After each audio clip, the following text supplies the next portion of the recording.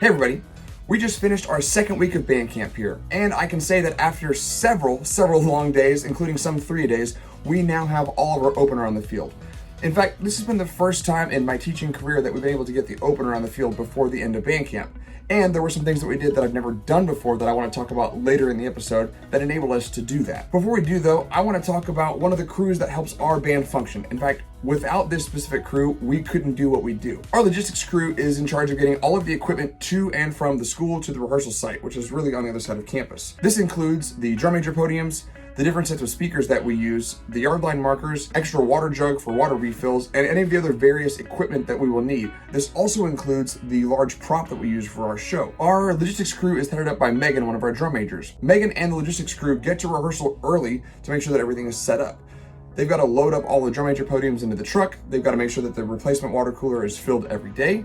They've got to make sure that all of the speakers are charged and ready to go, and they've got to get them all to the rehearsal site before the rehearsal starts. One of the things that we do at our program is we try to get people who are not actually on the leadership team involved in these various crews. Megan's done a great job of grabbing people who are not necessarily on the leadership team officially involved.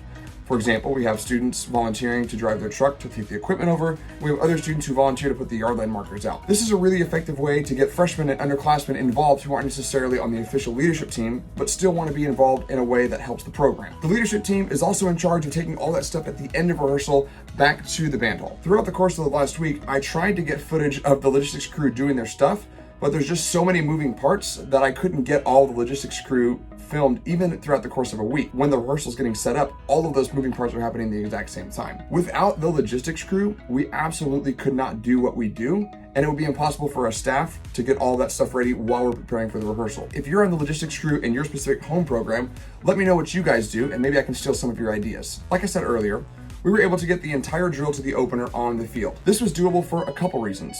First of all, now that it's our third year here, all of the students know what to expect from the staff. They know the process, they know the system, and the students are much better at rehearsing in an efficient manner. I cannot say the same for our first year here, where it was like pulling teeth to rehearse efficiently. But this year, the students have been incredible. They put drill on the field quickly, the rehearsal etiquette is improving every day, and we were incredibly fortunate to have way cooler than average temperatures for Texas. Even though it is still August, and it is Texas, and it is still hot, we were really lucky to have a lot of cloud cover, a rainstorm come through earlier in the week that made things cooler for the majority of the week, and in the afternoon, it stayed right around 90 degrees for most of the week. Now, for most of you, 90 degrees may sound hot, but for us in Texas, 90 degrees is actually a not terrible temperature. So we had the crazy idea of maximizing this very rare opportunity to rehearse outside in the afternoon. Not only did we do that twice, but we actually did it 3 times this week where we took the group outside in the afternoon and rehearsed. Like I said earlier, where the rehearsal etiquette for this group has been improving from year to year, I can't imagine another year where I could have taken a group outside in the afternoon multiple days and not had a complete mutiny from the band. But surprisingly, the student leadership led the group to have a positive attitude and rehearsed effectively all of the afternoon rehearsals, and that got us to where we are now, which is having our entire opener on the field. This week was also exciting because we got to hand out our band show shirt. Now, if you're a high school band nerd, you know that the show shirt is definitely a thing. And it's interesting with us this year because our band, the show is designed where there's 2 separate groups. So there's 2 different colored show shirts. So depending on what section you're in, that will determine which color show shirt you got.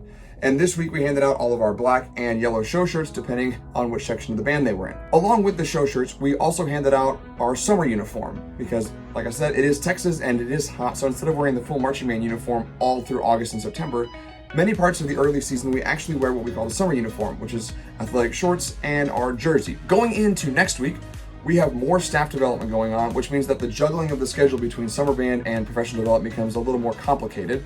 And next week, I'll be talking about how we're going to manage that schedule, what that means for our students, and what that looks like for us. As always, thanks for watching.